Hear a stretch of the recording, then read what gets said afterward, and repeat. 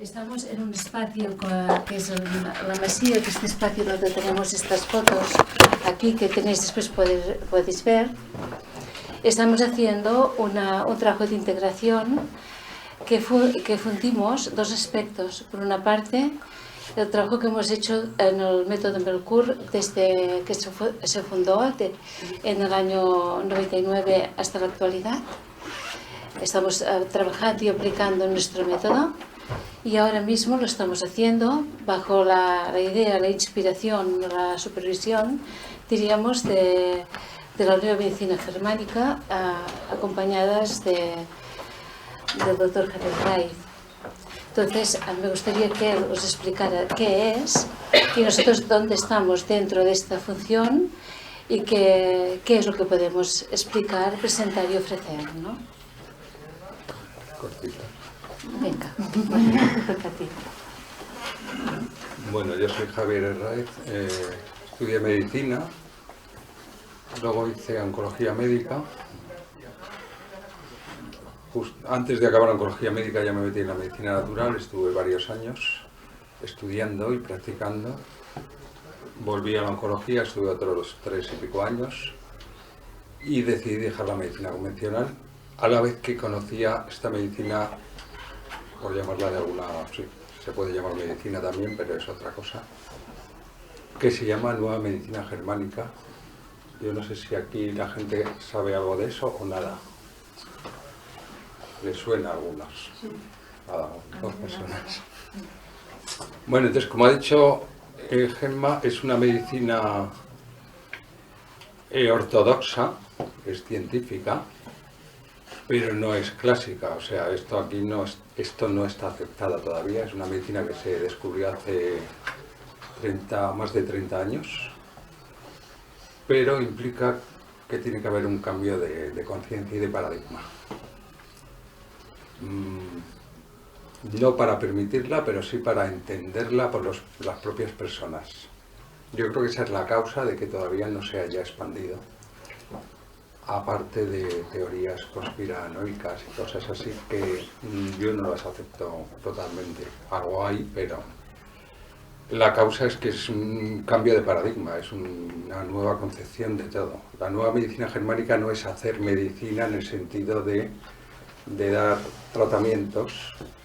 Es una medicina porque es un sistema médico, pero lo que es una nueva teoría médica. Es como si fuera la reforma de la medicina que, bajo mi punto de vista y el de bastantes compañeros, cuando esto se pueda aplicar en el futuro,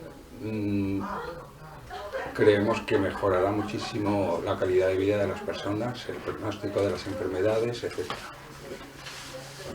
Pero sí que es científica, se puede demostrar científicamente, aunque todavía hay pocas. Ha habido unas verificaciones de esta medicina, pero se dejaron de hacer, porque como no la conoce la convencionalidad, pues ahí está.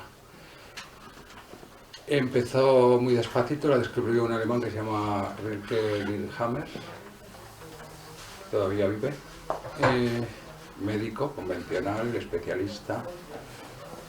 Él empezó con los temas de cáncer, pero es una medicina para todo, no es para el cáncer. La gente lo entiende, cree que es para el cáncer, pero no es solo para el cáncer, es para todo. De hecho, la mejor forma de comprenderla es primero estudiársela y luego uno aplicársela a uno mismo y entender lo que le va pasando en su vida. Yo, por ejemplo, llevo así 10 o 15 años y prácticamente cuando me pasan cosas médicas, entiendo la explicación con esto y como es una medicina que implica muy poca intervención terapéutica, o no sé cómo decir, es mucho menos agresiva a nivel de intervenir desde fuera con fármacos o con procedimientos o con cirugías o con lo que sea, pues en los procesos normales prácticamente no hay que hacer nada más que entender y acompañar el proceso adecuadamente. La causa de que la gente enferme y se ponga peor es porque la causa fue muy fuerte, muy importante, que son los menos casos. la causa de estas complicaciones es que lo complicamos nosotros mismos, con los tratamientos, con el miedo, con las intervenciones inadecuadas, etc. Entonces todo esto se entiende si se estudia esta medicina. Aquí en una charla no se puede explicar y lo único que les diría es que es una medicina cuerpo-mente. Pues, hemos recuperado otra vez la unión entre el cuerpo y la mente. Hammer le llama psique y órgano, o psique y cuerpo. Y Hammer ha descubierto también que todo esto está coordinado por el cerebro, en parte, y por otros cerebros que tenemos en nuestro cuerpo. Esto se imbrica mucho con la medicina energética. Sabemos de campos energéticos, sabemos de estas cosas, y resulta que ahí es posible que esté pues un sistema de información que la medicina materialista no ve. Y entonces, paradójicamente, una cosa que ocurre desde los albores de la evolución, estos programas que son los causantes de nuestros cambios, pues no los hemos visto con las pruebas habituales, y sin embargo son los mismos programas que tienen todos los animales y que enferman como nosotros. O mejor dicho, nosotros enfermamos como los animales, pero lo complicamos mucho más con la mente racional que se ha superpuesto ahí y nos está complicando la vida. Los animales no se complican la vida tanto. Ayer me decía un paciente cómo era. Yo le estaba intentando explicar que su derrame pleural podía seguir porque ella tenía miedo a tener algo malo en el tórax, y entonces ella me hablaba de cáncer y no sé qué. Y digo, pero ¿tú conoces algún animal que diga tengo cáncer en el tórax? Nadie. Es que los animales no saben ni lo que es el cáncer. Ellos no tienen miedo en ese sentido. Entonces por eso se curan muchos más casos animales que humanos, porque en el humano interviene ya el miedo, la racionalidad, la intervención externa, los fármacos, los supuestos tratamientos que son contraproducentes, etc. Y sobre todo el lío social que tenemos montado, que todo se complica. En cuanto tienes un problema, pues se te complica la parte familiar, luego la parte social, y se forma una bola de la cual muchas veces no podemos salir por mucho que nos quieran ayudar. Entonces es una medicina cuerpo-mente, en el sentido de que Hammer ha descubierto las causas psíquicas de la enfermedad,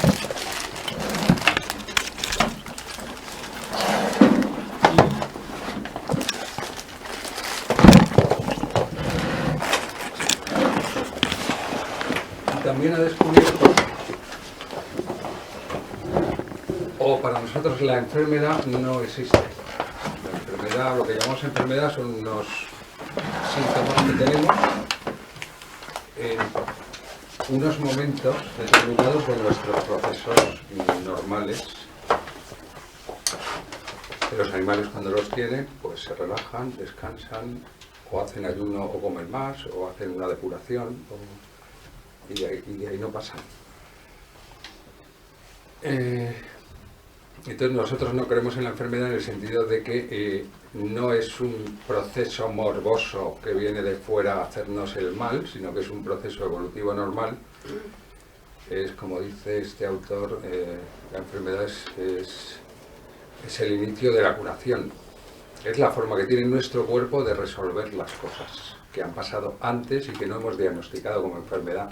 Entonces esta medicina descubre eso, que no existen las enfermedades, existen unos programas más complejos, más largos, y tienen dos fases, y nosotros solemos diagnosticar solo la segunda fase, que precisamente es cuando ya está resuelto el problema psíquico.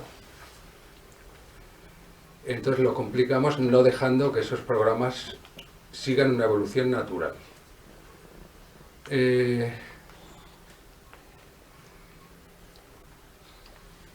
A partir de estos conocimientos, un médico puede entender casi todo de lo que está pasando. El problema aquí es que crea una disonancia cognitiva tal que los médicos son incapaces de creerse esto. Porque para nosotros nos han enseñado que la enfermedad viene de fuera, o microorganismos, o tóxicos, o no sé qué, o herencia, cosa que está totalmente refutada en esta medicina, prácticamente, salvo las intoxicaciones o agresiones fuertes.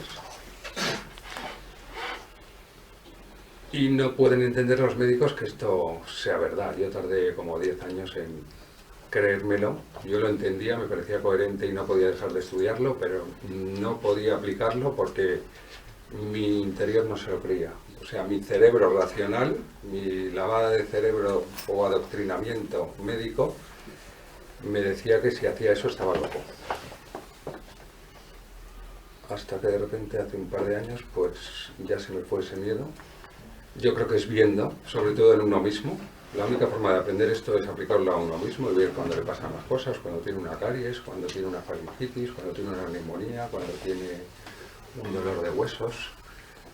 Y verificarlo en uno mismo que las leyes que Hammer ha descubierto se cumplen. A veces la vida te pone pruebas y de repente tienes un problema que te dura 1 año y pico y empiezas a dudar. Pero esos problemas importantes son los que luego al final te hacen creer más, porque cuando ves que se resuelve, pues sabes por qué se ha cronificado la cosa. Esta medicina también explica por qué se cronifican los problemas. Y bueno, que hay 2 o 3 causas. La más importante son los fármacos, los simpaticotónicos, los compuestos que nos hacen entrar en un estrés físico y psíquico. Los fármacos todos estresan, aunque nos creamos que no, porque nos quitan el cansancio, estamos más alerta o tal.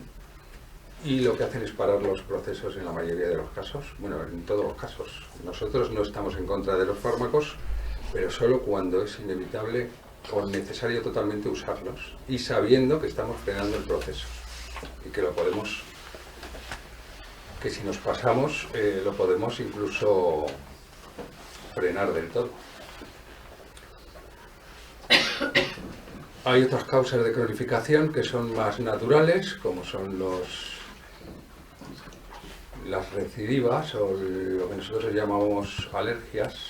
Las recidivas suelen ser por alergias, que son un fenómeno que pasa cuando el programa todavía no ha terminado del todo, estamos muy sensibles a ciertos problemas o a ciertos hechos y solemos recidivar porque todavía no estamos curados. Entonces, esto en los animales no es muy importante porque ellos evitan esos hechos, pero nosotros en esta sociedad, entre que no los, porque no lo sabemos o porque nos complicamos la vida de manera exagerada, pues es súper frecuente en los seres humanos. Las recidivas constantes de lo mismo. Y los círculos viciosos de tener un conflicto y cuando se está resolviendo creer que estamos peor y entonces volvemos a hacer el mismo conflicto, o otros. También es muy típico que cuando uno está enfermo empieza a hacer muchos más conflictos. Los animales hacen 1 o 2 y ahí se quedan. Y los enfermos graves pues acaban a lo mejor con 10 conflictos, todos activos, y eso es muy difícil de tratar o de acompañar.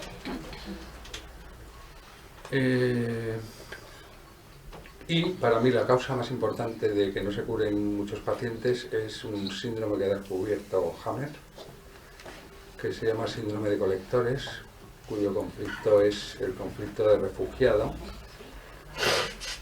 que resumiendo mucho es de sentirse solo o de sentirse poco acompañado o no bien cuidado o con incertidumbre en el futuro o con miedos por estar solo ante el peligro, etcétera, etcétera. Me he tenido una chuleta porque hay bastantes causas, pero las principales son esas.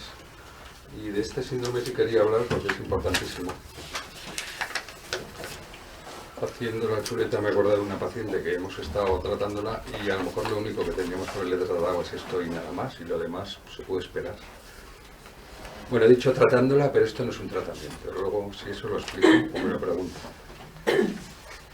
Este conflicto del prófugo, que es una causa muy importante de cronificación y de no curación, en esta sociedad se está volviendo muy frecuente por la forma de vida que tenemos, por la competitividad, por el materialismo, por el estrés, yo qué sé, porque estamos viviendo ya una vida demasiado de supervivencia.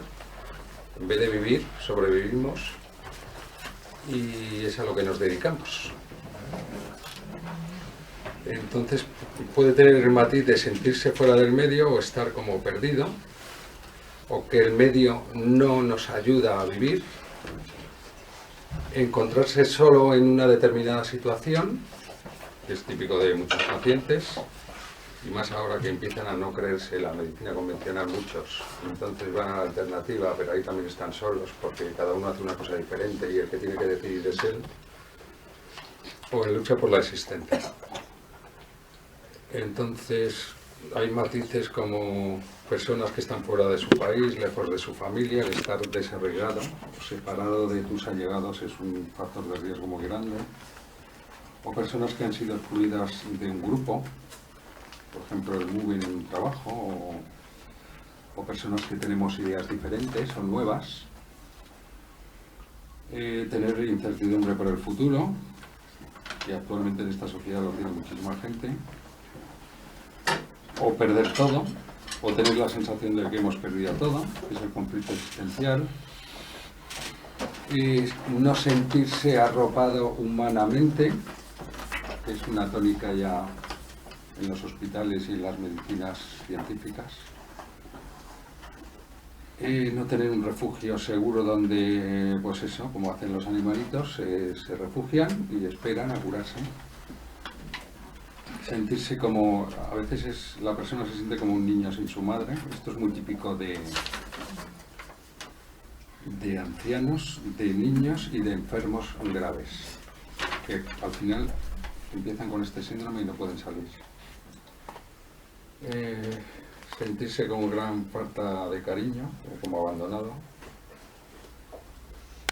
Luego hay algunas personas que lo hacen simplemente por vacío existencial, porque se comen la cabeza y no entienden este mundo y ya incluso pueden hacer este síndrome por eso. Entonces, yo... Sí. Cuando estudié esta medicina no entendía por qué le daba tanta importancia al síndrome este, y resulta que es que yo creo que de los pacientes que vemos el 80% ya lo tienen, o el 70%. Y si no lo atendemos,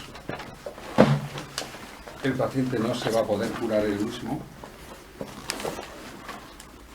Y sin embargo, esta sociedad nos está llevando a que la mayoría tengamos ese conflicto de colectores, conflicto de prófugo, de sentirnos como fuera de nuestro medio. Bueno, los síntomas son sed, no orinas, ganas peso, el problema se cronifica, puedes tener una cosa que se llama consternación, que estás como desconcertado, aturdido, empiezas a pensar, no puedes pensar rápidamente, puedes tener desorientación temporoespacial o olvidarte de cosas normales, poder reconocer a personas incluso, y algunos síntomas físicos. Pero bueno, lo importante aquí era decirles que una de las críticas a esta medicina es que parece ser que nadie se cura. Claro, es que parece ser que nadie se cura, pero cual no es así, porque hay gente que se cura bastantes, cuando los procesos son sencillos, cogidos a tiempo, cuando el paciente entiende todo. Aquí es necesario que el paciente lo entienda. Si no entiende el paciente, tú no le puedes tratar, por eso yo digo que no es un tratamiento. Es una medicina de autosanación, como hacen los animales. Los animales se autosanan a ellos mismos. Y nos hemos pensado que la medicina tiene que ser más complicada y lo que tiene que ser es mucho más sencilla para permitir que nos podamos sanar a nosotros mismos. Ya me he perdido. Entonces estaba hablando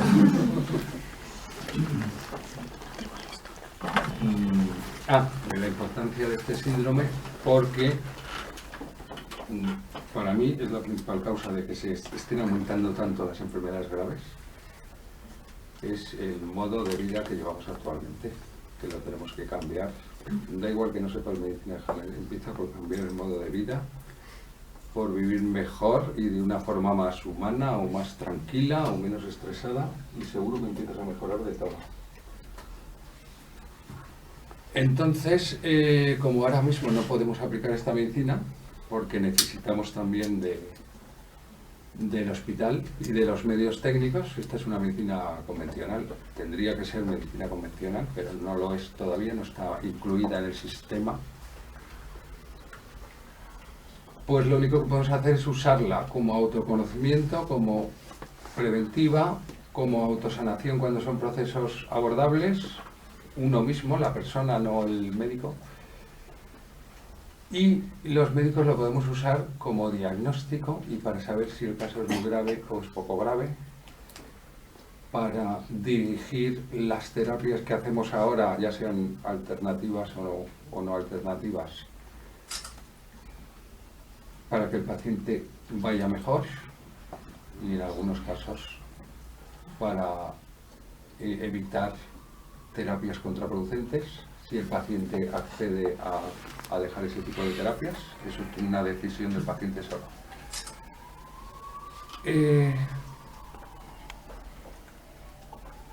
Entonces, resumiendo, pues como diagnóstico y como pronóstico es muy buena, y para explicar al paciente lo que le está pasando, esto es muy importante.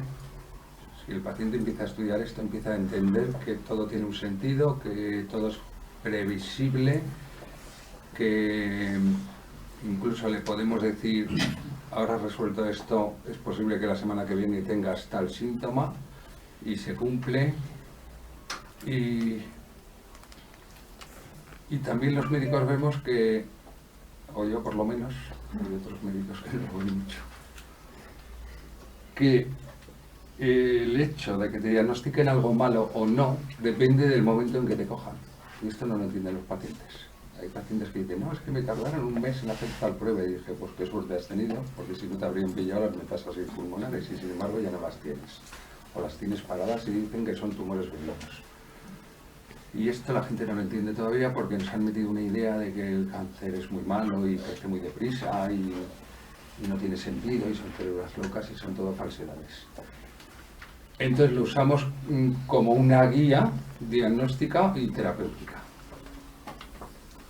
Yo estudié medicina energética un poco, donde yo hice medicinas alternativas, había gente que hacía pues terapia del color y cosas así, físicas. Y luego estuve otro año y pico, 2 años haciendo como alumno observador en sintergética, hice unos cuantos cursos, que también es medicina energética, y he leído alguna cosa, y para mí es totalmente compatible. Se trata de intervenir o en un estado muy físico, que es la medicina física, o en un estado menos físico, que es la medicina energética. Pero son dos formas diferentes de intervenir e intentar ayudar al paciente. Entonces, como en Mercur se han interesado por estudiar esta NMG, pues estamos colaborando para a ver si lo podemos integrar mejor. Estamos empezando, llevamos poco tiempo, pero creemos que se podrá integrar y hacer que esta energética que hacen ellas sea más eficiente, y a mí también me sirve, porque ellas con la energética hacen mucha psicoterapia, diagnóstico psíquico y mental y emocional. Entonces a veces hay detalles que no te das cuenta del paciente, y con estos diagnósticos los tenemos también. O sea que lo mío es diagnóstico, pero es que lo suyo también es diagnóstico y terapéutico.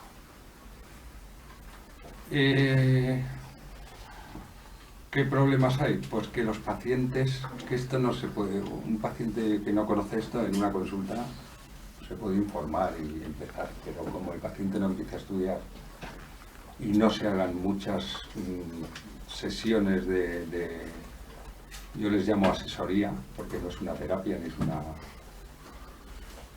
pues es muy difícil que el paciente vaya bien. Entonces, ahora estamos intentando en unos retiros de 12 días pues hacer como una terapia más intensiva, que puede servir a lo mejor o como inicio de la terapia a largo plazo del paciente o como tratamiento de un paciente que está atorado y que no sabemos ya por dónde tirar, que principalmente es por problemas de tiempo, porque de tiempo y de energía del asesor o del paciente mismo, o como desbloqueo físico-energético simplemente. A lo mejor es tan importante eso como lo otro. Son unos retiros que se hace mucho descanso, una dieta muy depurativa, un descanso psíquico casi absoluto, porque no hay ruidos, no hay distracciones, estás en la naturaleza. Entonces es una forma ideal para gente que se encuentra en un atolladero o que quiere que le den un empujón, o que quiere más autoconocimiento, o que quiere que le ayuden a nivel emocional o psíquico desde fuera para ver si puede empezar a integrar ciertos conflictos que no podía integrar. Son muchas formas de ver lo que queremos hacer, o muchos aspectos que puede cubrir desde diferentes puntos de vista. Yo así lo veo. Luego así será lo que hacen realmente, porque yo no sé casi nada de su medicina energética y de su método, pero sí que tenemos un idioma que yo entiendo. Cuando me explican cosas que han visto o que están haciendo, yo lo entiendo, porque como he estado varios años con gente que hacía energética y he estudiado pues estos temas de los campos energéticos, de los chakras, de las emociones, incluso de cosas de transgeneracional y todo esto, pues a mí no me suena nada raro y entiendo casi todo lo que me cuentan. Sobre la NMG, solo recomendarles que si quieren informarse, hay una web que está muy bien, la hemos estado mirando este mes y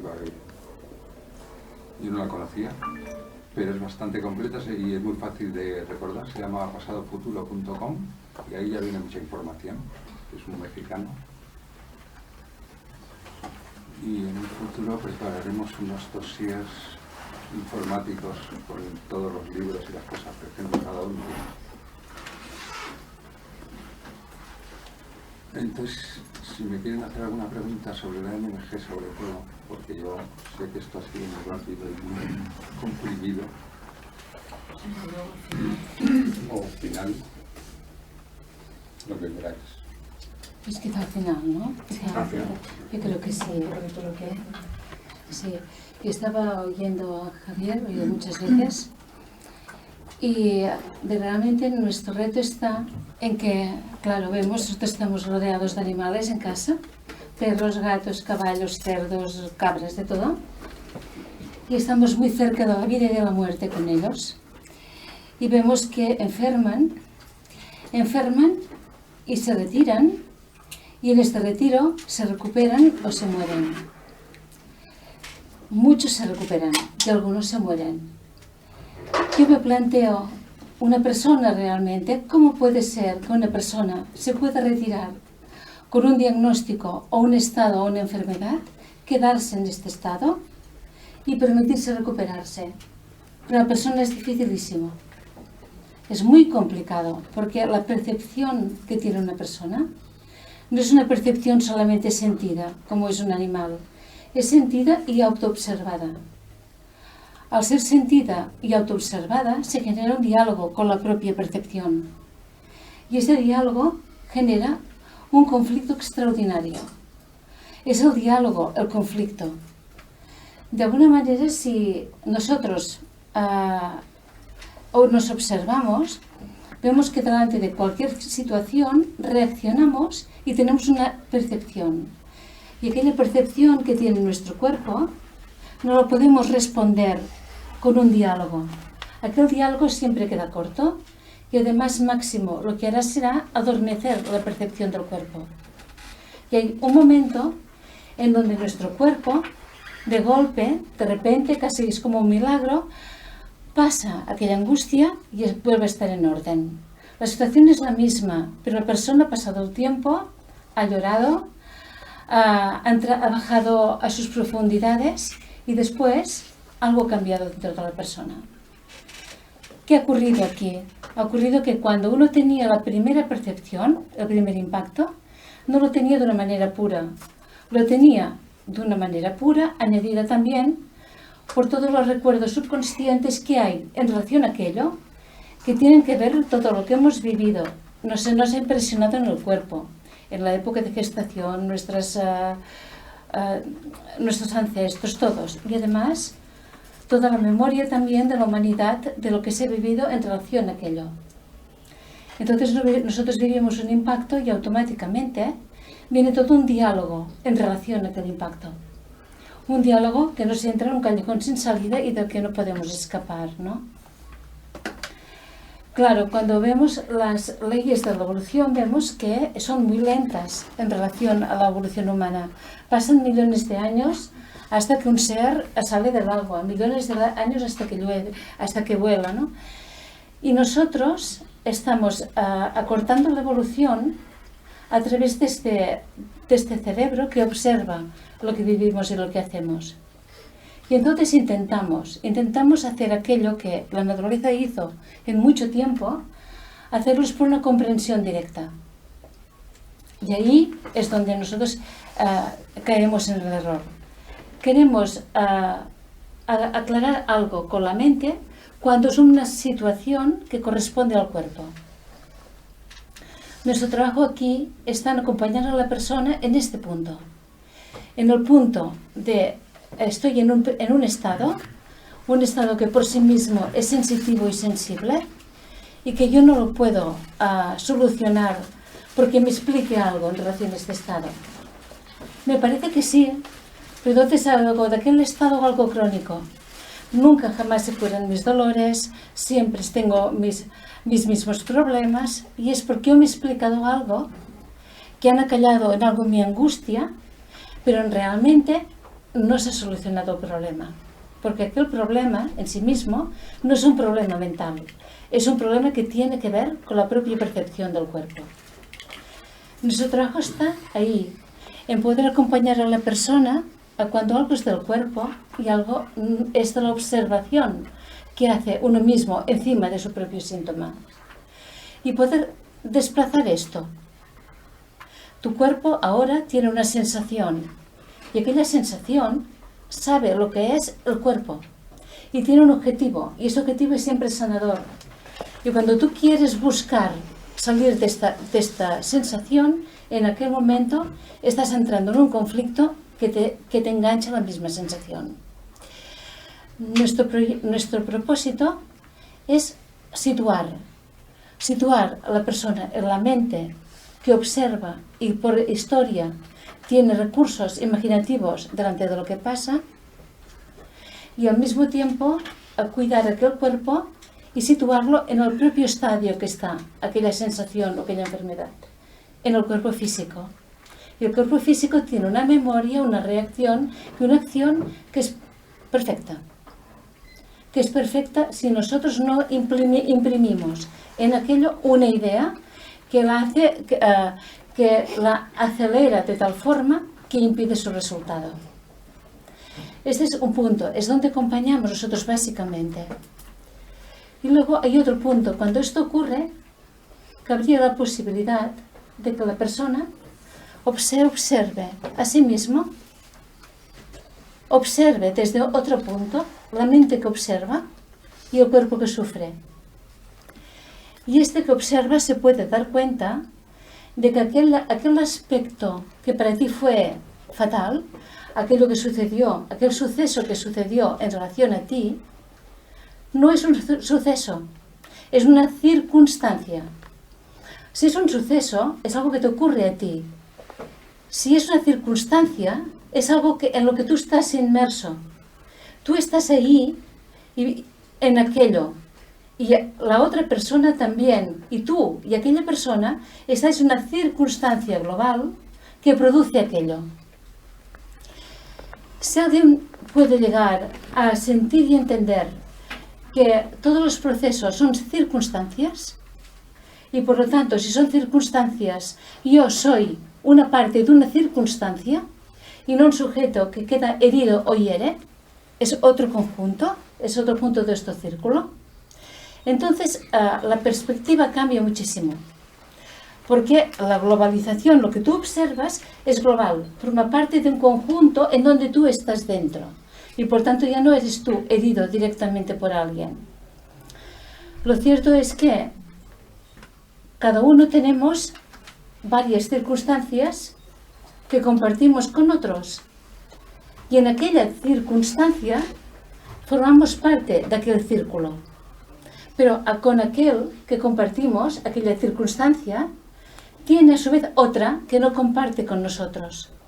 Y nosotros tenemos a vez otras que no compartimos con los otros. Entonces nos sentimos realmente que somos las únicas personas, los únicos seres al centro de una serie de circunstancias que, aunque cada una de ellas nosotros estamos en medio, somos los únicos que vivimos de aquella manera particular aquel punto de encaje. Y esto hace sentir una sensación que le podemos dar el nombre de soledad, si queremos. Entonces, esta sensación humana que pensamos que es imprescindible recuperar, de estar al centro, en un centro de encaje, en donde tú solo tienes un núcleo de circunstancias en las que estás introducido, pero no son hechos directos, pero en cambio tú las vives de una manera única. Este punto de partida de entrar ahí y conocer esto y saber que estamos con otros seres viviendo exactamente la misma posición, nos propone una situación que de entrada nos aleja mucho más aún del propio problema, entre comillas, que teníamos antes en el momento que quedamos enfermos. Nuestro trabajo está en situarnos primero como observadores del cuerpo, después como observadores de aquello que me ocurre a través de mi experiencia, la experiencia de los otros, y que yo traspaso al cuerpo sin conocerlo.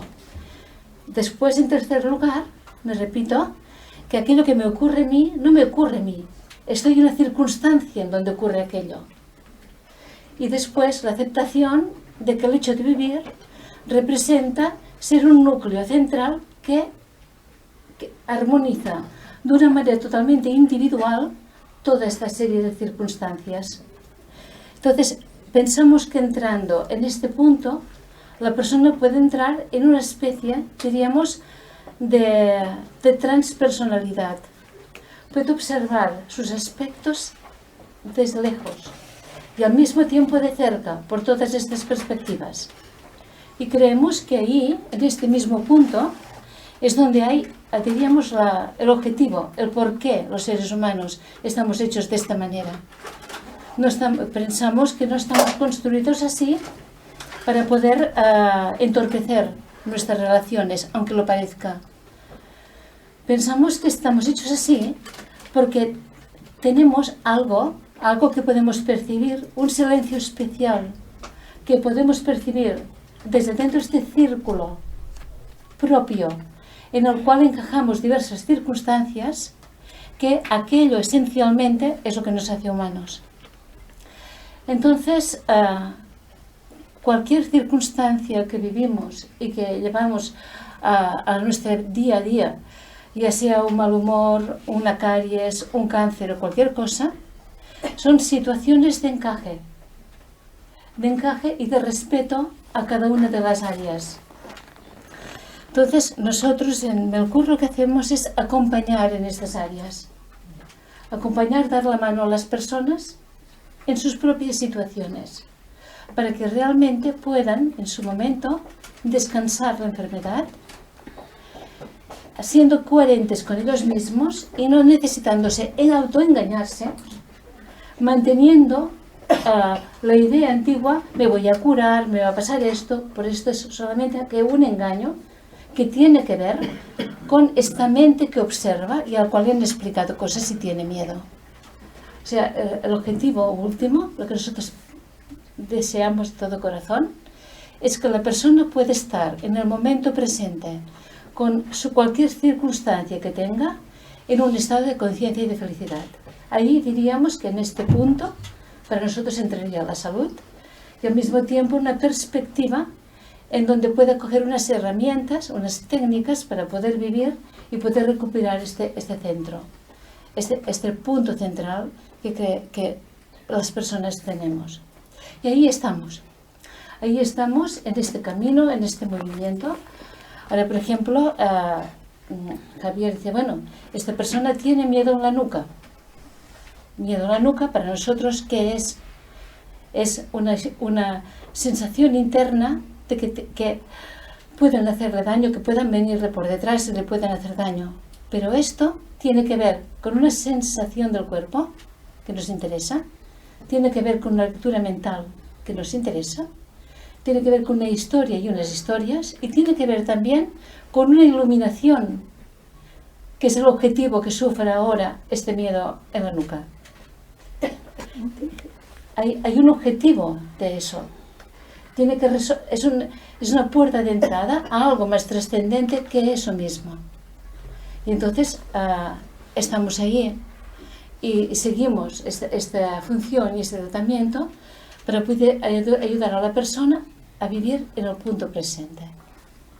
Claro, si lo que ha dicho él es un poco complicado, yo entiendo que lo que yo estoy diciendo, si no es algo que ya lo hemos vivido, también lo es, porque es mucho más abstracto, pasa a ser lo mismo, pero desde enfoques diferentes, ¿no? Entonces, pensamos, ¿cómo lo explicaremos? Siempre nuestro hándicap es cómo explicaremos algo que estamos haciendo que tiene que ver con esto que comprendemos, pero como que lo comprendemos, no es fácil poner palabras mentales que expliquen algo que no es mental, que es comprensivo, ¿no? Entonces dijimos, bueno, quizá la forma sería si tenéis la amabilidad de preguntarnos cosas y ayudarnos a nosotros a poder llegar a vuestros corazones de una manera más directa, ¿no? Pero vosotros en realidad, ¿qué es lo que hacéis? Si le dan un poco tarde. Vale. Nosotros estamos haciendo un método de trabajo desde hace 15 años en donde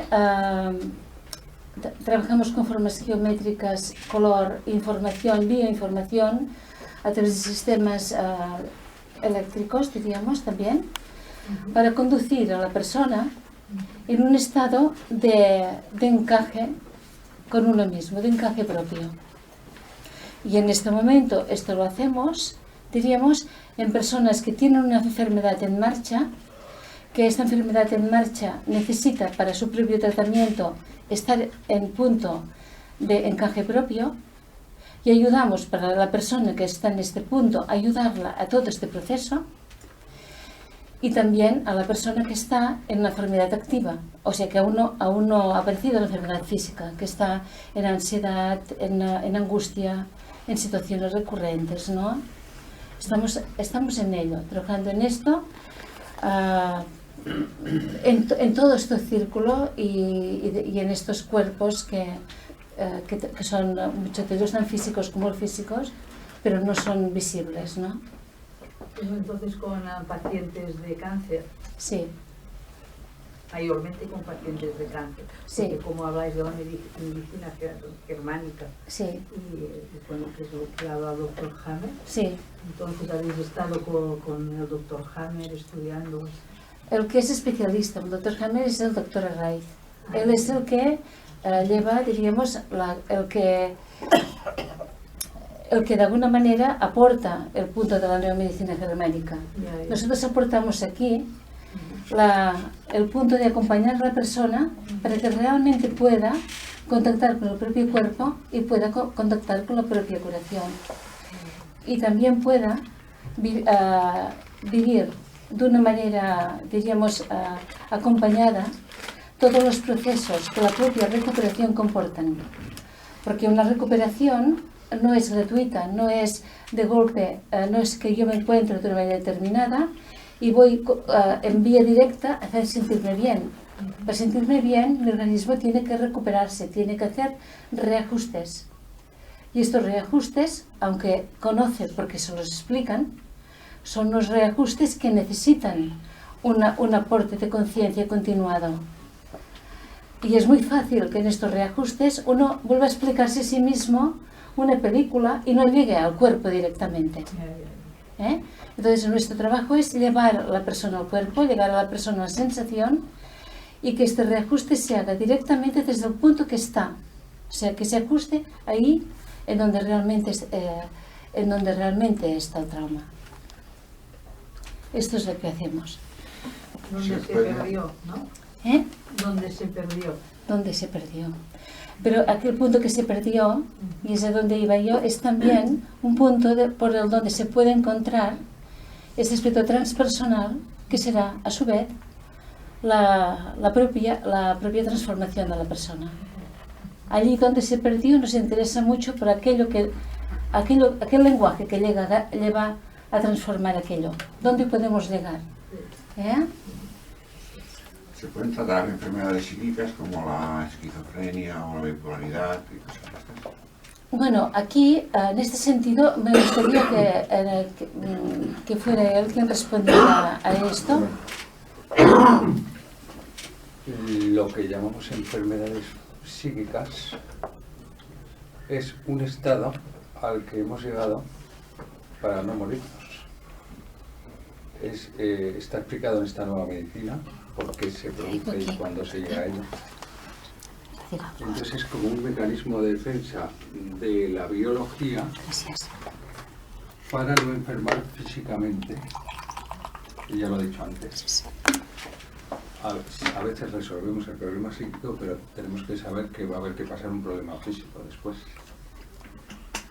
Esto es muy difícil, resolver el problema psíquico del todo, porque la naturaleza lo ha diseñado así, porque son cosas que no se pueden resolver muchas veces. Entonces, el tratamiento de estos procesos de bipolaridad, esquizofrenia, tiene que ser un tratamiento muy lento, tiene que ser un crecimiento personal de la persona que empiece a entender y a no juzgarse por lo que le pasa, y los demás no deberían juzgarle. O sea, cuando esta medicina se conozca, pues cuando veamos un esquizofrénico por la calle, pues le tomaremos las medidas mínimas necesarias, que poca gente hacen falta, pero no tendremos ningún otro prejuicio con ellos. Entonces, hay ciertas cosas que sí se pueden tratar. Bueno, en realidad aquí no hay tratamiento, es el paciente el que lo tiene que entender y con esa interiorización y esa hacerse consciente de las cosas va haciendo cambios cuando puede. Y nosotros intentamos que sean más rápidos. A veces queremos que sean más rápidos, pero es imposible. Pero sí se le puede ayudar a que haga cambios que antes no podría hacer. Entonces hay síntomas psíquicos que sí se pueden tratar. Una depresión reciente, o más que tratar, asesorar al paciente y decirle lo que le pasa, para que él sepa qué es lo que tiene que corregir para quitarse esa depresión. Es complicado esto, no es decir, la depresión ya sabemos tratarla y hay que hacer esto y es un conflicto de tal. No, primero el paciente tiene que entender qué es ese conflicto y luego entender en él mismo por qué tiene ese conflicto, que es lo más difícil. Pero lo que llamamos constelaciones, que son las esquizofrenias, el estado maníaco-depresivo, eso va muy lento. Eso es más que tratarlo, lo que la naturaleza hace es fijarlo.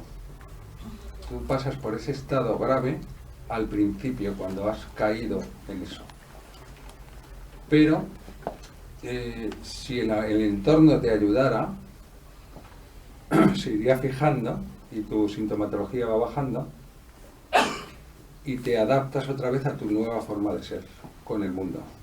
Te adaptas con el mundo con tu nueva forma de ser. Pero ¿qué pasa? Que en esta medicina pues empezamos a medicar, paramos el proceso y el paciente se queda igual siempre. Entonces si el paciente lleva 15 años tratándose, está como hace 15 años. Y lo único que está, pues eso, alterada su conciencia y no evoluciona más. Entonces, bueno, se puede ayudar a que el paciente esté mejor. Hay bastantes casos que no se pueden resolver del todo. El paciente, si tiene una psicosis, la va a tener, aunque la clínica va a ir bajando con el tiempo. Pero la va a tener que seguir teniendo porque si no se moriría.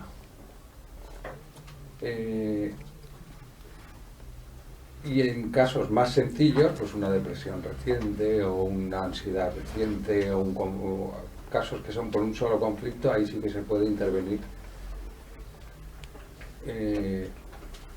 y resolver.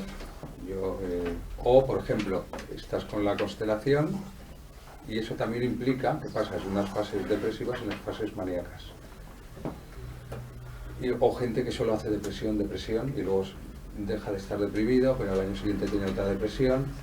Entonces, estos casos son más fáciles porque es que el paciente entienda lo que le pasa cuando entra en depresión. Entonces, yo recuerdo un caso mío. Explícame de la constelación, si alguien no... La constelación es que en el cerebro moderno los programas son más evolucionados. Entonces, tiene que ver más con las relaciones sociales, en la música, en el grupo y en los seres humanos en la sociedad. Entonces estos programas que son más avanzados también son menos agresivos con el cuerpo. Los programas de cerebro antiguo, si tienes un conflicto grande y no lo resuelves, rápidamente te puedes poner muy enfermo. Sin embargo, los del cerebro moderno, si no los resuelves, tienen mecanismos de defensa y uno de ellos es constelarse. O sea que el mismo conflicto salta en dos partes del cerebro, te constelas, dejas de tener enfermedad física, pero empiezas a tener síntomas psíquicos. O te vuelves raro, personalidad extraña, o hay casos muy graves que tienen lo que la medicina convencional llama esquizofrenia. Que, como he dicho antes, es un mecanismo de defensa. Entonces no se puede quitar así como así. Lo que el paciente puede aprender a vivir con ello, a controlarlo y que no le interfiera en su demasiado, porque siempre hay motivos de no ser feliz porque no eres igual que nosotros, pero no interfiera demasiado en su felicidad. Entonces hay cosas que son más fáciles de tratar si entiendes esta medicina y hay otras que son más difíciles o muy lentas de tratar. Eso lo decide también el paciente. Según vaya entendiendo los procesos, él mismo es el que te va a decir, pues yo ahora quiero tomar menos fármacos. Que a lo mejor en un año no te lo había dicho. Tú nunca lo puedes decidir. Eso es según la comprensión y el nivel de conciencia que tenga el paciente ya. Entonces, yo, por ejemplo, hace poco yo he sido depresivo, he tenido depresiones. Tengo una constelación y es un mecanismo de defensa. La tengo fijada y más o menos voy viviendo. Soy rarito y tengo mis problemas, pero no me interfiere socialmente ni laboralmente demasiado. Entonces, hace poco recuerdo que de un momento, en una tarde me puse deprimido.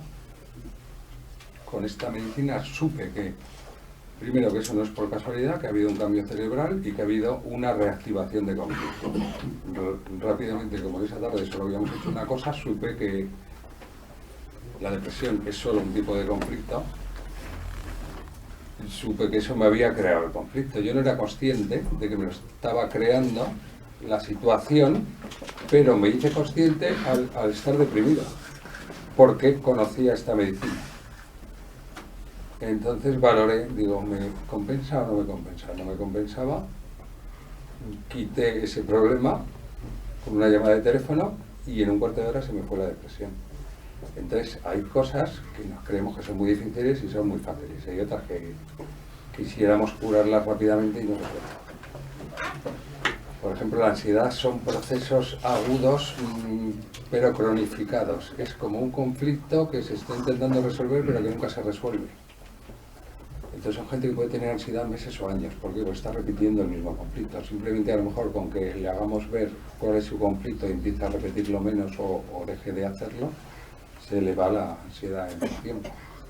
Entonces ansiedad, depresión, que algunas se te ocurren a ti, que sean fáciles de tratar.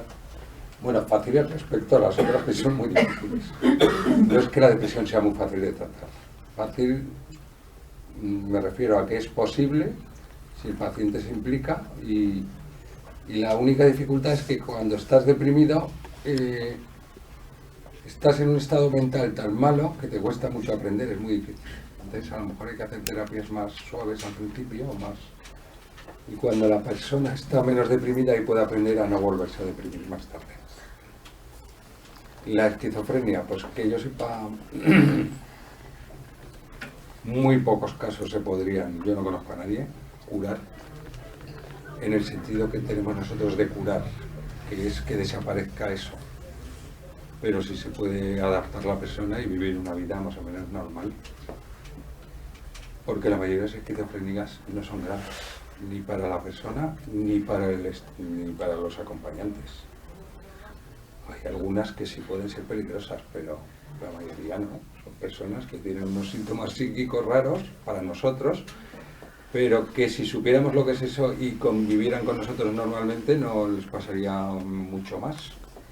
Hay que aprender a vivir con ese tipo de personas. Es más un problema nuestro que suyo, porque ellos...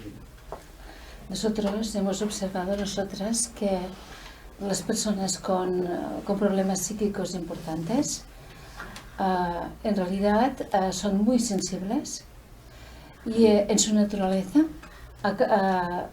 diríamos que acogen un tipo de problemática que en sí es común a la familia. Es como personas que recogen en ellos mismos cuestiones que si no estuvieran sujetos por ellos, en el entorno familiar habría algo más grave. Para nosotros una persona no está desconectada de su familia, de sus padres, de sus hermanos, de sus hijos, de su entorno, Y por lo tanto en esta interrelación de todos, cuando un miembro de la familia tiene un tipo de enfermedad, automáticamente aquello está afectando en positivo o en sufrimiento a veces a todo alrededor, ¿no? Entonces hemos visto que tratar esta enfermedad desde el punto de vista de las conexiones con la familia y diríamos, y bajar el nivel de sufrimiento de la persona y el nivel de estrés, contando que siempre aquella persona tiene un índice de sensibilidad tan alto que aquello que yo no registro, la persona lo registra y por tanto experimenta un estado que tiene que resolver, lleva a cuestiones en la propia persona esquizofrénica, a cuestiones de contactos con estados de bienestar o de amor difícilmente conseguibles por una persona que no tiene en sí misma este tipo de síntoma. Nosotros lo hemos visto bastante. Esto. Entonces, en el caso de una persona con esquizofrenia, pensamos que hay que hacer trabajos que nosotros decimos de ombligo. Un trabajo de ombligo es aquello que se produce en el vientre de la madre mientras estás construyéndote a ti mismo y por lo tanto has experimentado una serie de sensaciones que después no puedes analizar ni contemplar porque son únicamente experimentables, son preverbales, no le puedes poner una palabra allí. Y entonces experimentas aquello, que en definitiva es lo mismo que experimenta todo tu tronco familiar, lo que pasa que en una dosis más pequeña y por lo tanto no quedan impregnados por aquello. Entonces para nosotros, cuando hay una persona que tiene esta circunstancia, entendemos que está haciendo una labor familiar. Está sujetando algo más allá de sí mismo. Claro. Sí, porque suelen ser cosas que se hacen en la infancia o en la juventud inicial. Sí. Y suelen ser en familia. Sí. Cuando tienes una de estas de más mayor son menos graves, son más mecanismos de defensa y tal, y te adaptas más fácilmente. Y no se diagnostican. Claro, son impresiones, sufrimiento vital, vivido, que tendrían que resolverse desde aquel mismo punto. ¿Y dónde hacéis estos tratamientos? ¿Dónde hacéis estos tratamientos? Los hacemos en una masía que está cerca de Vilafranca, a 15 kilómetros de Vilafranca y de Vendrell. Estamos en el campo. Y es la última casa, después ya ahí hay montañas. ¿Y trabajáis con Quantum y tal? Sí, trabajamos con el Quantum, con el Energetics, con el Life System, con frecuencias directas electromagnéticas, con frecuencias de sonido, con formas geométricas, con luz, el sistema con información. La gente está allí. Sí, la gente está allí. Durante aquellos días, sí. ¿Y después mantenéis el tratamiento cuando están fuera? Sí, tenemos después unos días que la persona puede venir y la podemos tratar. Y seguimos su proceso fuera de aquellos 12 días, ¿no? Pero lo que vive una persona, el hecho de estar tantos días, no son muchos, tendrían que ser más, pero bueno, estos 12 días permite vivir el bienestar de entrada, después encontrarse consigo mismo y a nosotros nos permite ver y acompañar en procesos ocultos que no se producen en las terapias sueltas del día a día. Hay que tener en cuenta que están en terapia como 5 horas al día, en la camilla. Entonces, quieras o no, sepas o no, meditas. O sea, no tienes más remedio. Y además la terapia te ayuda a entrar en ese estado. Entonces el descanso físico, el descanso digestivo, o el acompañamiento digestivo para que uses menos energía y depures.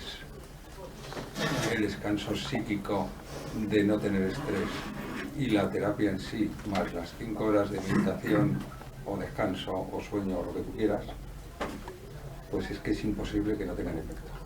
Porque es una terapia tan intensiva, repetida, día a día, día sí, día sí, día sí, que incluso hay gente que tiene cambios que habíais calculado que era en ciertos días, hay un mínimo de días para poder tener la posibilidad de cambios más profundos. Por eso se ha elegido esta longitud de terapia.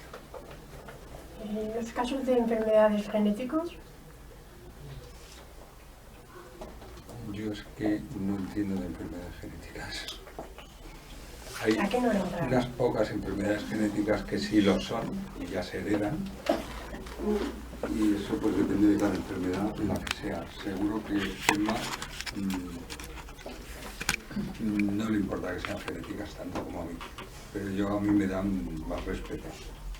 A ver, hay unas situaciones, hay una cuestión y un índice de normalidad que creo que aquí tendríamos también que empezarlo a romper ya. Una persona es como es y tiene unas posibilidades y vive y piensa y siente y ve de una manera determinada y es perfecta en ella misma como es. Entonces hay que desarrollar al máximo de la posibilidad de lo que uno básicamente puede ser y a partir de ahí coger todos los recursos que tienes para ir mejorando en aquello. Yo creo que es un error partir de la base que me falta algo. Si has nacido de una manera determinada, aquella manera implica en sí misma un estado que te llevará a algo que necesita forzosamente aquella manera. Entonces, delante de esto, yo no sé si existe realmente una enfermedad genética. Existe una manera de vivir, una forma de expresar la vida, en donde tiene unas características, a veces, no totalmente iguales que la mayoría de otras personas. Y aquella característica da a las personas, en algunos aspectos, unos límites y en algunos unas ventajas. Y se trata de vivir al máximo la excelencia de lo que te da tu propio equipo humano. Entonces, esta situación, desde este punto, para mí, desde aquí, no existe una enfermedad genética. Sí, que puede existir situaciones que se despiertan al cabo, en los años, ¿no? Que se han despertado a tu padre, se ha despertado a tu abuelo, en un momento determinado. A estas situaciones, aquí para nosotros son predisposiciones a maneras de sentir y pensar heredadas por efectos condicionados de siempre, que tenemos con todo respeto, porque tenía una función, mirar de situar y mirar si podemos ir liberando. Y en este caso sería igual una enfermedad genética que una enfermedad no genética, podríamos decir desde el punto de vista clásico. La atenderíamos de la misma manera. O sea que, y aquí hago estas dos grandes diferencias cuando hablamos de enfermedades genéticas. O sea, es muy difícil cambiar ese aspecto físico determinado genéticamente, pero no es imposible. En un futuro se conseguirá. Hammer está tratando a un niño hace ya muchos años con síndrome de Down, que tenía un retraso psicomotor fuertísimo, que no caminaba, no hablaba, y ahora el niño camina, anda, incluso las facciones de la cara ya casi no parecen de síndrome de Down, parece un niño normal. Entonces, y solo tratando conflictos que eran fuertes. No eran fuertes, pero eran fáciles de tratar. Lo que eran difíciles, sí, conflictos eran de padres. Es ahí, son Eran de conflictos padres, pero el niño familiares. ya había venido con el Claro. cambio genético. Aunque Claro. creemos que hay mucha gente con los cromosomas de Down y no están diagnosticados, que son normales completamente. Eso habría que verificarlo. Entonces, una enfermedad genética, tú puedes tener un cambio genético, una enfermedad, no sé cómo llamarlo, una enfermedad genética que no te invalide para nada. Sin embargo, los tratamos como si fueran inválidos. Yo tenía un niño que tenía una enfermedad genética, entonces había nacido un poquito más bajo, tenía cara así como de extraterrestre, con los labios muy gorditos, pero es que no tenía nada más. Pues todo el mundo le trataba o como un retrasado mental, o como un niño que con lento desarrollo que dicen los médicos, pero no le pasaba nada, si el niño era feliz. Y los padres querían curarle y le trataban con mucho proteccionismo y claro, le tenían agobiado al niño, que era un niño diferente. Claro, Físicamente, nada más. esto mismo que dices, cualquiera de nosotros quiere ser un estereotipo.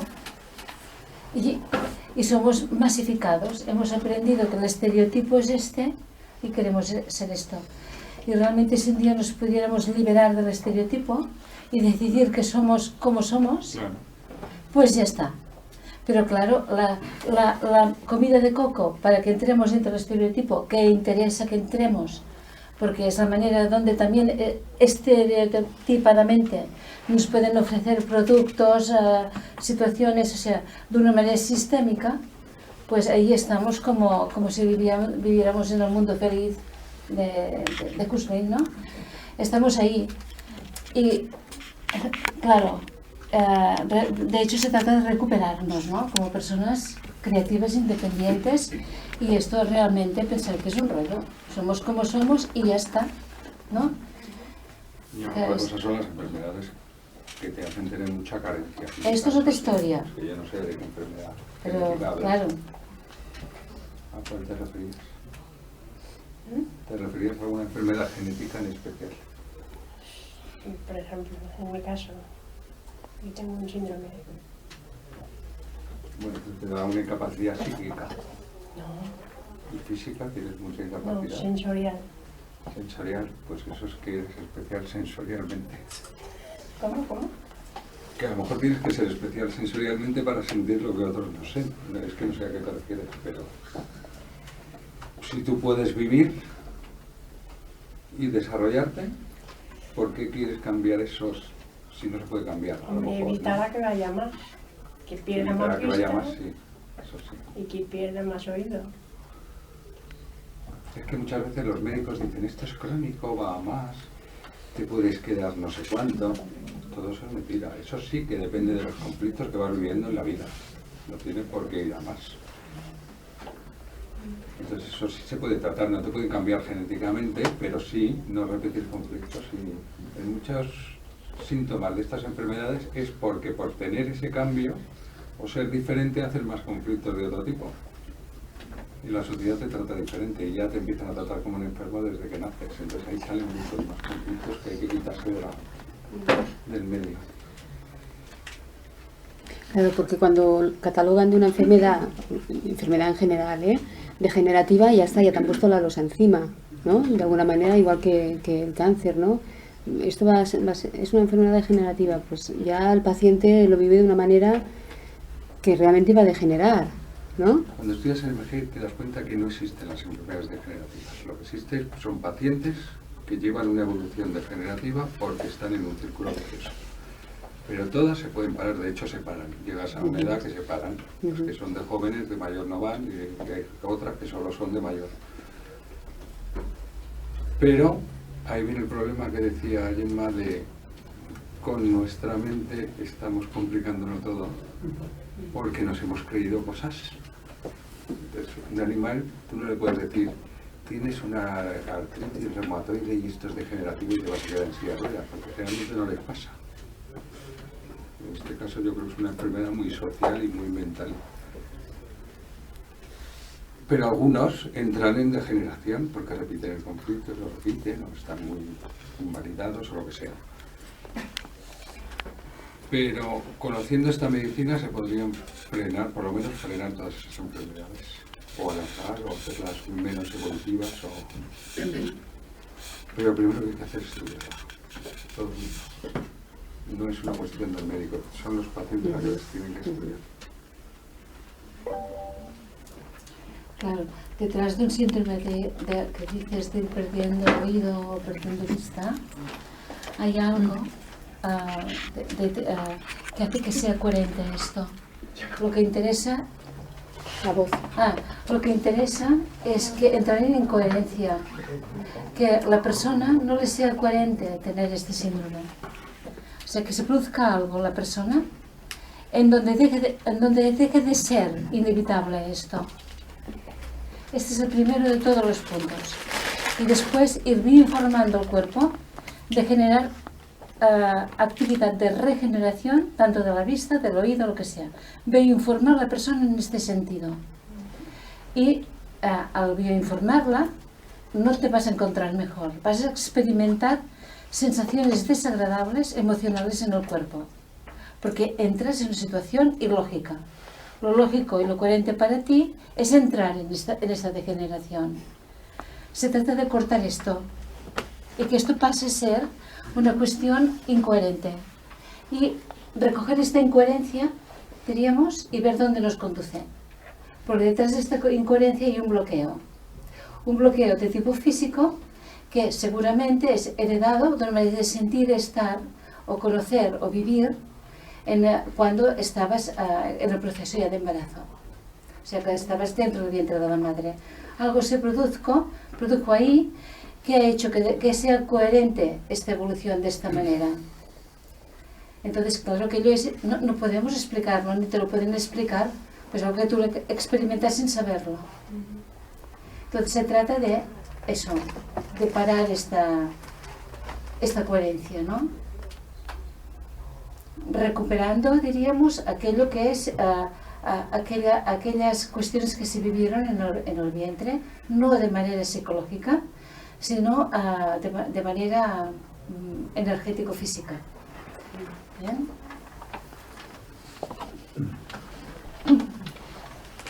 Pero ya de entrada tendrías que partir de la base que estás en este proceso, no en un síndrome. O sea, diríamos ser cómplice de estoy en un proceso que me está pasando esto y yo no lo puedo captar. ¿De acuerdo? La lectura ya es desde este punto.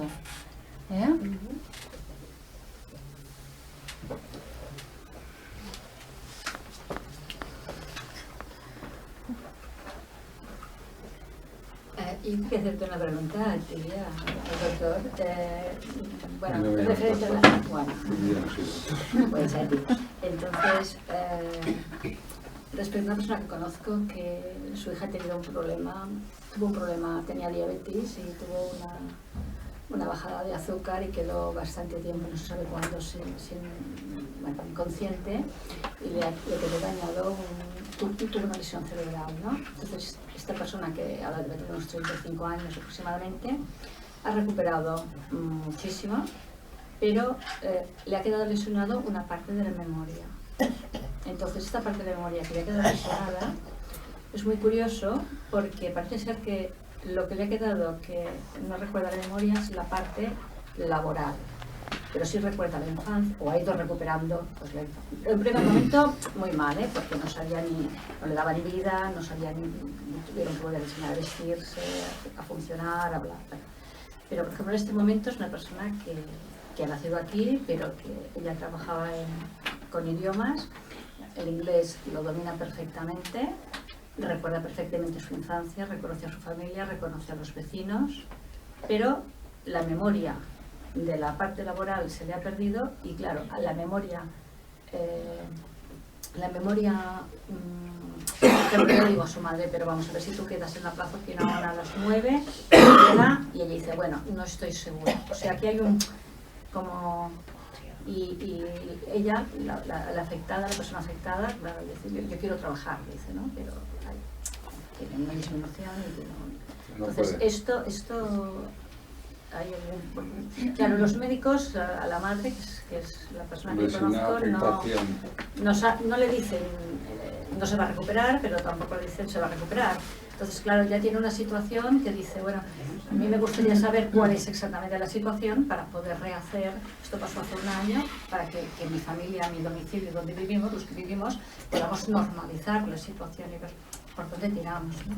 Entonces, a mí lo que me dice es que si una lesión, supuesta lesión química o física del cerebro, resulta que está recuperando muchas funciones y hay una concreta, además cognitiva, que no recupera, para mí eso es bastante probable que tenga que ver con el conflicto. Entonces la persona no puede recordar ciertas cosas porque es un mecanismo de defensa. Pero yo creo que ahí sí se podría, por lo menos, intentar intervenir un poco, a ver qué pasa. En Hammer, la memoria pues tiene que ver mucho con conflictos de separación, principalmente. Pero este caso no sería eso. Para mí sería a lo mejor el conflicto de la hipoglucemia, que tenga que ver mucho con lo laboral. Es la sensación que a mí me da, ¿no? Pero claro, yo tampoco entiendo más. Las Tampoco conozco el caso. Sabemos por qué son conflictos de rechazo, de resistencia o de repugnancia. Hay algo que no has tolerado muy fuerte para ti. Entonces a lo mejor tendrían las dos cosas que ver. Que es raro que se recupere una función física y sin embargo una cognitiva no se recupere. Entonces, si ha tenido recuperación de muchas otras funciones, es que el cerebro es recuperable. Lo que pasa es que en esa función de memoria de ese aspecto concreto, pues seguramente hay un bloqueo psíquico o energético, no sé cómo llamarlo. O sea, que pero seguramente pueda recuperarse. Por eso yo creo que sí podría recuperarse. No que lo sepa. Intentaría.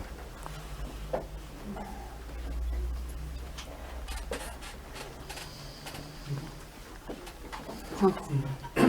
Quería preguntaros, según voy escuchando estas cosas, yo he tenido una formación en psicoanálisis y me gustaría preguntaros si desde el psicoanálisis os ha llegado alguna aportación que veáis que encaja dentro de esta comprensión de la persona y de los procesos de enfermar y de curarse.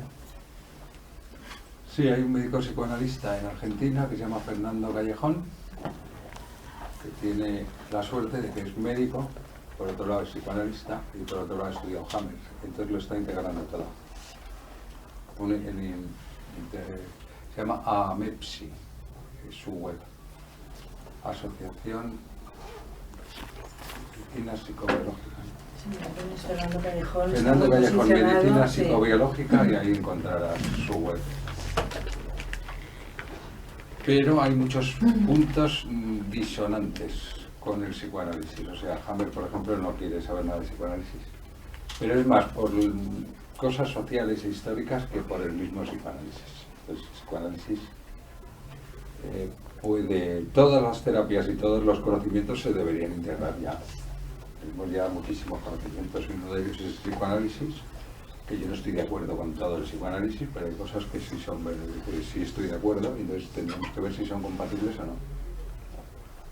Y este médico, pues sin hacer nada en contra de la nueva medicina, está aplicando el psicoanálisis y lo usa en la terapia y todo.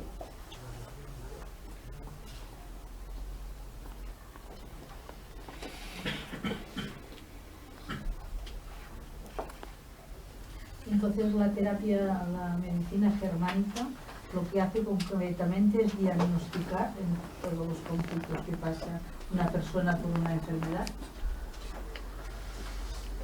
Si pudiéramos diagnosticar todos... Bueno, de alguna forma ayudáis a que sí. la persona vea el conflicto, ¿no? Hay que más que diagnosticar es buscarlo. Buscar el Tú con conflicto. la enfermedad ya sabes qué conflicto es. Bueno, ya sí, Pero no la sabes lo que le ha la pasado a la causa. persona para causar eso. Claro. Entonces, si encuentras lo que le ha pasado a la persona, la enfermedad, la persona entiende eso y se hace consciente de que eso le dolió mucho, le afectó mucho, que a veces no es dolor, es simplemente una afectación de que te descoloca la vida y no tienes ningún recurso para en ese momento solucionarlo. Bien. Entonces, cuando la persona es consciente de su conflicto, de cuándo apareció sobre todo y por qué, en qué situación, es mucho más fácil que la persona lo resuelva. Porque la que resuelve es la persona, no es una terapia. Es la persona que lo resuelve cuando puede, en el momento que puede. Pero bueno, es importante también dar un poco... Pero en medicina sería una técnica para diagnóstico buenísimo. Ya. Diagnóstico y pronóstico momentáneo, porque en esta medicina se pierde el concepto de pronóstico. No hay enfermedades graves o progresivas Ya. o tal. Pero sí la causa. Te dicen Averiguar la causa. Porque si a ahora veces- estás muy grave o poco, pero nunca es un pronóstico o sea, irreversible. No, pero si conoces en realidad la causa, puedes trabajar sobre ella. Sí. Es que eso de la palabra trabajar sobre la causa a mí me gusta. Bueno, es una forma de decirlo. Que es afrontar Bueno, más que trabajar. bueno, Es es lo entenderla y mismo luego para el- tomar medidas uno. Claro. Lo que pueda hacer o lo que la vida le deje. El lenguaje no hace todo, claro. Y por ejemplo, en el tema de los herpes, Perdó, que ja m'havia demanat, Sí, digues. Bueno, yo te voy a decir que conozco el método del CUR y hace muchos años que me he tratado. Normalmente siempre he estado con Monse y han sido momentos puntuales de mi vida, ¿no? En concreto, situaciones de la muerte de mi compañero, etcétera, ¿no? Y realmente han sido cambios muy potentes y a veces sencillos, ¿no?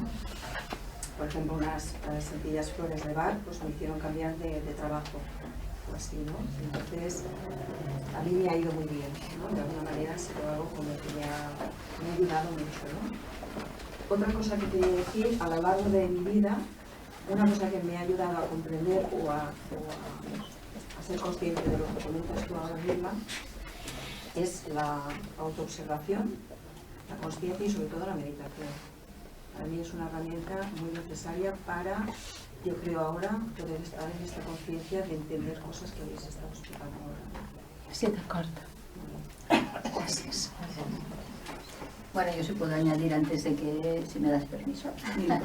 Es que yo me he tratado también con Gemma y la verdad es que los cambios en el centramiento han sido bastante importantes en mi vida, aunque lo físico aún no se ha resuelto, pero estamos en camino. Los herpes son conflictos de separación muy concretos de una persona y de una situación. es que yo tengo un herpes en la zona lumbar desde el 2003 y bueno, ahora tomando un producto que me dijeron natural, lisina, lo estoy parando, lo estoy frenando, pero es que cada 15 días, cada mes me brota el herpes y después... Zoster. Pero es que Ese yo no lo tenemos tan descrito. porque tengo ahí dos, interviene- y uno es que lo tengo en el ojo y bueno, el tratamiento me produjo una catarata, me tuvieron que operar, pero sigo con las gotas. Pues es un tema que se ha cronificado años. Ahí hay que descartar el conflicto de colectores, de refugiado, de estar como perdido, ahora qué hago yo, o a ver quién me ayuda. Y a lo mejor hay otros temas que cronifiquen eso. Primero había que descartar temas de cronificación y luego buscar el conflicto inicial de separación y tal, porque a lo mejor si es un tema de cronificación se quita el conflicto de colectores, se lo quita al paciente, que es muy difícil al principio.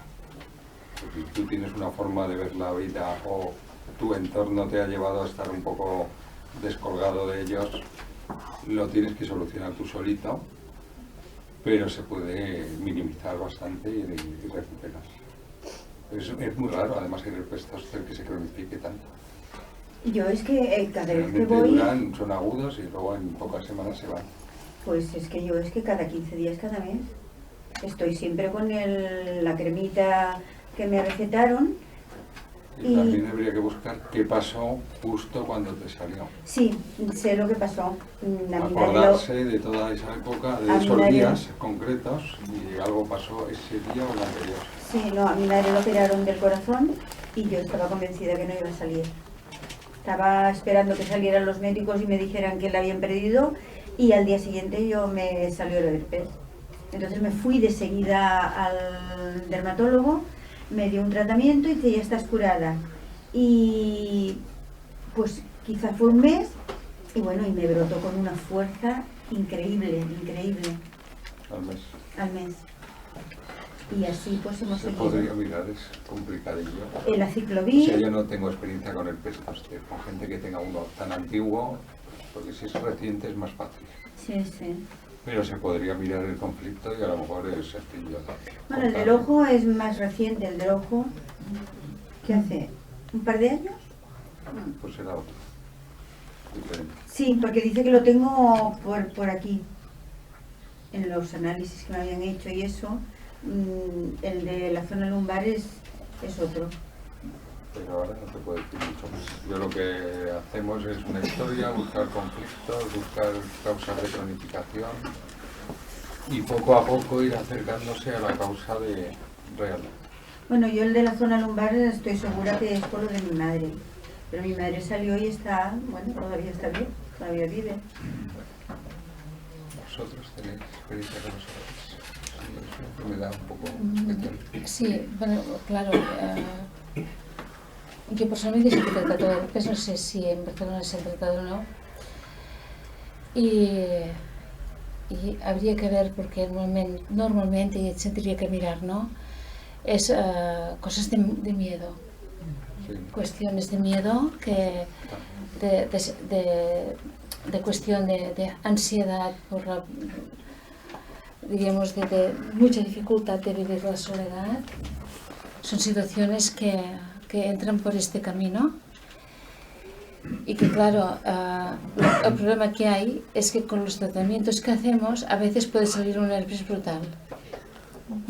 Este también, o sea, podemos tratar esto y mientras tratamos esto puede haber una subida de herpes tremendo que con lo que hay que contar, porque puede pasar después de aquella subida.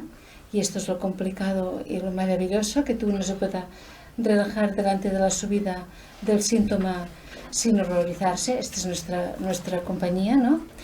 Porque simplemente está expresándose algo para después bajar aquel fuego y aquella sensación. Uno ha de poder vivir esto. Antes que estaba diciendo que uno tiene que serle posible vivir los efectos posibles de un tratamiento. No es obligatorio, pero a veces puede pasar que hay una reacción muy fuerte del herpes.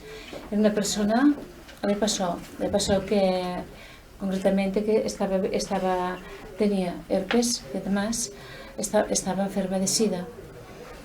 Entonces estuvimos tratándola porque su situación era grave y cogió una subida brutal. Y aquella subida brutal, diríamos con confianza y entrega propia, la superó. Y bueno, aquello fue la vida, ¿no? Pero podía no haberla superado. O sea que cuando la forma de vivir la enfermedad, cuando te terroriza aquello, y aquello es algo que tienes que quitar de encima, entonces entramos en un círculo. Nuestros tratamientos, como afrontan la situación para atravesarla, es como atravesar esto y ver qué hay en la otra parte, qué puerta nos abre ese tratamiento. A veces tienen esta circunstancia, pero sí los hemos tratado de diversas maneras, ¿eh? Pero puede ocurrir esto, sobre todo cuando es muy crónico. Ya. Yo puedo preguntar una cosita.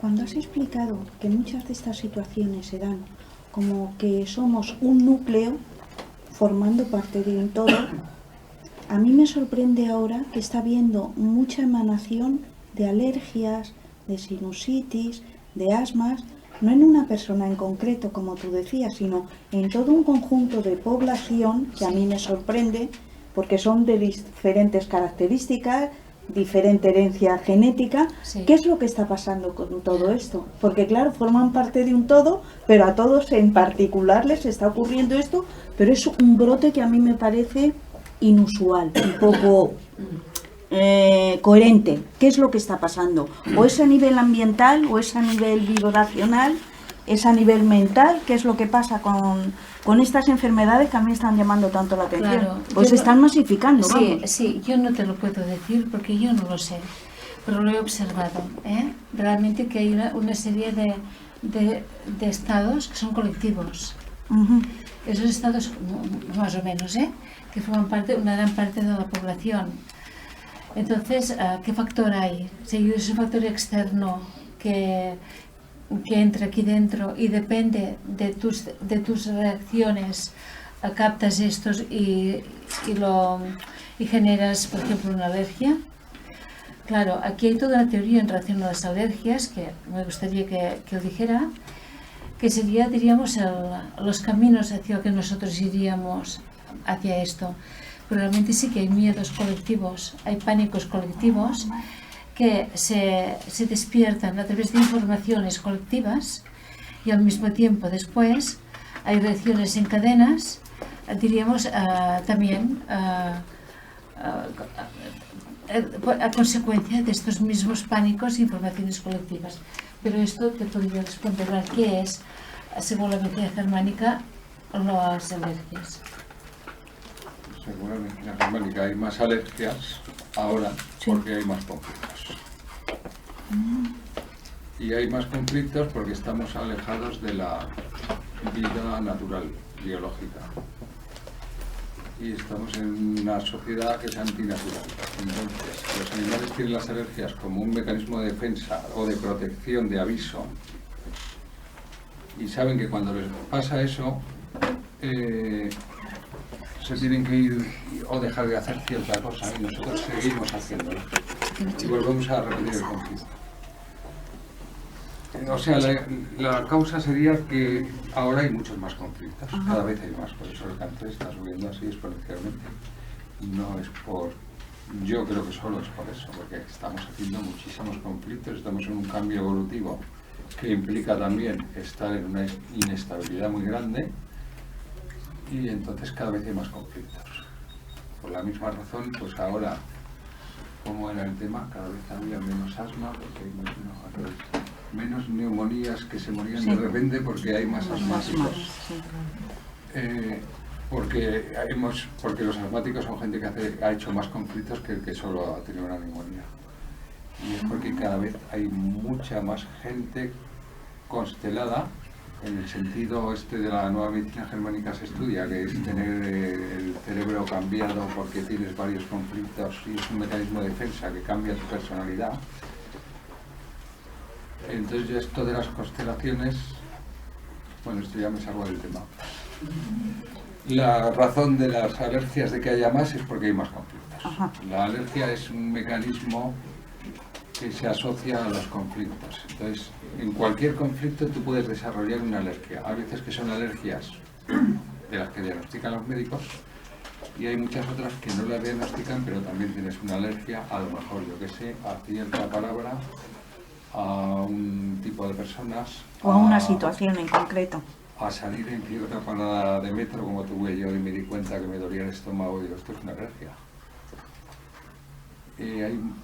Cada conflicto puede desarrollar cierto tipo de alergias, y si son conflictos que no se han acabado de resolver, porque hay conflictos que no se pueden resolver y se minimizan, y los tienes toda la vida, forman ya parte de tu carácter, pues estos que no se han resuelto tienen asociada con 2 o 3 cosas que te pueden crear alergia, pero no necesariamente lo que diagnostican los médicos. Puede ser, tengo alergia a salir en la parada de metro tal. Es que yo voy a decir una cosa y no te ofendas porque eres profesional, pero yo creo que un 70% de los profesionales que se llaman médicos tenían que reciclarse bastante, porque no siempre ni todo lo que mandan ni todo lo que dicen es coherente o sensato, como tú estás diciendo, respecto a ciertas enfermedades. Esto es crónico, esto lo has creado, esto no sé qué, o sea, dan a veces respuestas que dices, ¿cómo es posible que un doctor pueda decir esto?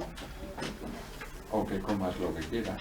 Sí, o otras cosas. No vamos a entrar, por eso quiero decir yo creo que no. la medicina mejorará mucho cuando se estudie nueva medicina germánica y se integre con lo que ya sabemos de medicina científica. Ajá. Pero por ahora está siendo muy lenta la cosa. Pero todo llegará. Los conflictos que se dicen de la obesidad, ¿cuáles son? La obesidad. Hay como 2 que ha descrito Hammer mucho y debe haber alguno más. El más importante es, o el más frecuente, es el de colectores, el conflicto de refugiado, de estar solo, etc. Y también puede haber algunas obesidades que tienen que ver con conflictos de la imagen, de estar yo mal con mi imagen, ¿no?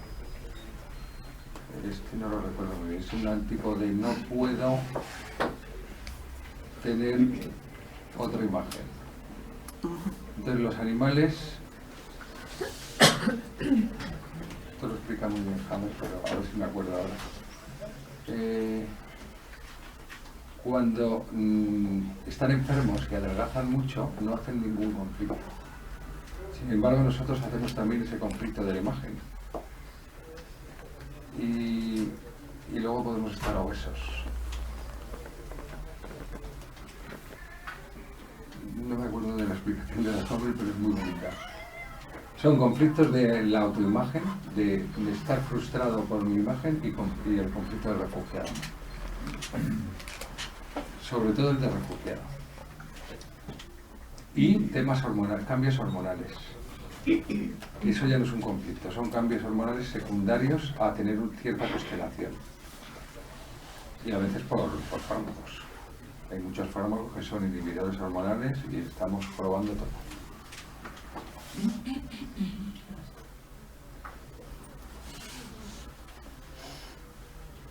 ¿Puede ser algún caso de adicción también?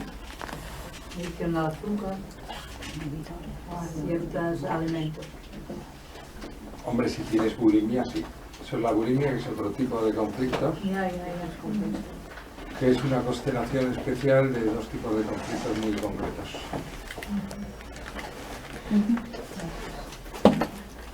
Tenemos que ir acabando porque faltan pocos minutos para las 8, ¿no? Sí, 41. 41. Podries llegir una coseta que el que tenían que hablar de Fernando Peña? Bueno, es que pasa que nosotras llevábamos de hace años que casi hablábamos del hospital. Entonces, claro, yo me emociono cada vez y es un problema. Bueno, Pepa, tú que tienes cara dura y... No, Monse. Bueno. ¿Alguien sabe leer? Tengo un sueño que quiero compartir. Sueño que el sistema médico ha cambiado su estrechez mental y se ha abierto su corazón. Y he tomado conciencia que cada semejante que llega enfermo es un hermano que necesita ser abrazado, comprendido y protegido. Y esto nos toca mucho. Sueño que los hospitales y sanatorios son reemplazados por hermosas casas con jardín y patio, donde corren las mascotas, donde los amigos se pasean, donde se encuentra la paz y la alegría. Sueño que las viejas creencias sobre la enfermedad son reemplazadas por una cosmovisión de la salud. El viento, los árboles, los animales, los pensamientos, las emociones, la historia, las esperanzas, todos cruzando y jugando, sin pánico, sin opresión. Sueño que los médicos no se sienten superiores a los enfermos, sino que de ellos aprenden para ser mejores, para conocerse, para darse cuenta que lo que les pasa a sus hermanos les va a pasar a ellos, tarde o temprano. Sueño que los deslumbrantes adelantos técnicos son usados con respeto, sin idolatrías ni admiraciones vanas, advirtiendo al fin la maravillosa naturaleza del ser humano, que es creación perfecta y que ya es hora de asumirlo. Sueño que las causas de la enfermedad son comprendidas, los miedos y los alojamientos, las pérdidas y las injusticias, la falta de identidad, los ataques a la integridad de la persona humana.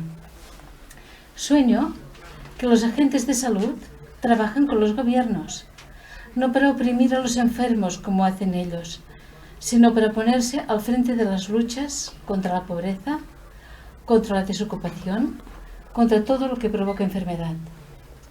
Sueño que se abandona una medicina tóxica, cruel y mutiladora, fruto de una ideología triunfalista y sin alma. Sueño que todos nos hacemos responsables de nuestra salud y no abandonamos ese profundo compromiso con la vida en manos de personas que ni siquiera se atreven a conocer nuestros deseos, ni nuestros miedos, ni nuestras preguntas.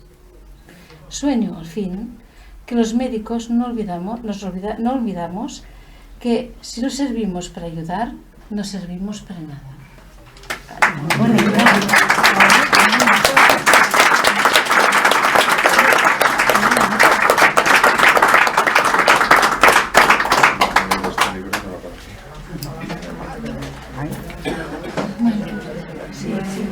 ¿No tenéis folletos informativos? Una cosa más. Si queréis, ¿Puedes darme uno, por favor, Javier? Sí. ¿En catalán y en castellano? Sí. Hay en castellano y en catalán. Ah, este es en castellano. Sí, Pues los no, que no me claros entero. son en Los claros son en catalán, los oscuros en castellano. Este. Sí. Y para contactar con vosotros, y os hago Ahí está. o el doctor igual, ¿no? Vale, vale. Porque aunque no se puedan hacer retiros, sí se puede llamar o para hacer una terapia, hablar con más detenimiento, claro, porque aquí es muy amplio, vale, vale. por el curso. No, és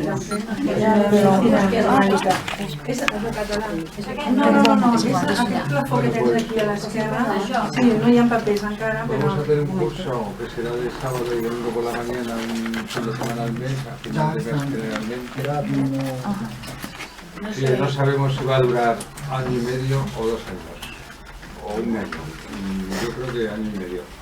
Pero allí... ¿Dónde sería? Aquí sería en la misma partida. Que se va a hacer un curso de NMG para aprender la teoría y a estudiar NMG de año y medio aproximado o 2 años, y también lo que quieran un poco los alumnos. Mínimo yo creo que va a ser año y medio, una vez al mes menos en verano, o sea 10 meses al año.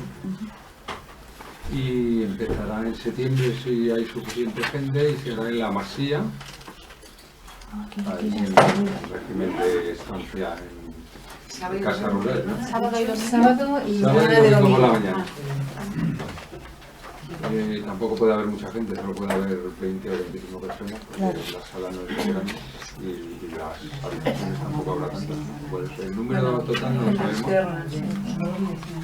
Y yo llevo 2 años ya dando estos cursos y le quiero dar un poquito más integrado y más dirigido al crecimiento personal y menos a la memorización. Pero es necesario aprender cosas también de medicina para entenderlo. Sí. Bueno, cosas básicas, de palabras, algunos ejemplos de enfermedades asequibles. Porque esta medicina es para que la entienda todo el mundo, no es para los médicos. A los médicos les sirve para entender su trabajo, pero el paciente la tiene que conocer también, si no, no podemos hacer nada. Javier, ¿este curso es para profesionales o es para toda la gente? No, para todo el mundo. Para todo el mundo. Para profesionales ahora, si lo hacemos, nos viene uno.